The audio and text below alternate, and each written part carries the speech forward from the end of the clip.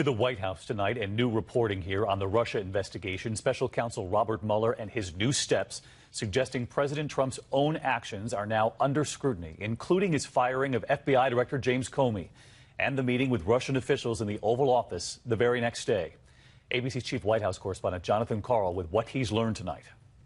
Tonight, the clearest indication yet, special counsel Robert Mueller is looking into the actions of President Trump himself. As the New York Times first reported, Mueller has requested White House documents surrounding the president's Oval Office meeting with Russian officials the day after he fired FBI Director James Comey. Trump reportedly told the Russians, quote, "I faced great pressure because of Russia. That's taken off." The next day, he publicly acknowledged the Russian investigation was on his mind when he fired Comey. When I decided to just do it, I said to myself, I said, you know, this Russia thing with Trump and Russia is a made-up story. Mueller also wants documents concerning the response to the news that the president's son, Don Jr., met with Russian operatives during the campaign.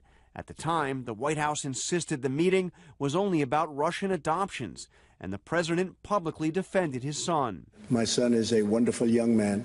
But emails show the meeting was set up, quote, to provide the Trump campaign with some official documents and information that would incriminate Hillary. We later learned the president was directly involved in crafting that first misleading response.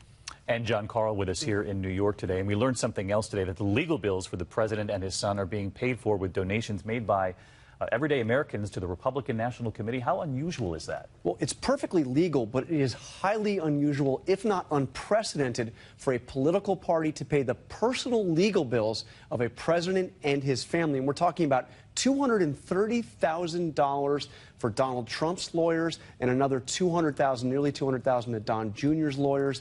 All the more notable, David, because in this case, the president is a billionaire. John Karl with us here in New York. John, thanks as always. Hi, everyone. George Stephanopoulos here. Thanks for checking out the ABC News YouTube channel. If you'd like to get more videos, show highlights, and watch live event coverage, click on the right over here to subscribe to our channel. And don't forget to download the ABC News app for breaking news alerts. Thanks for watching.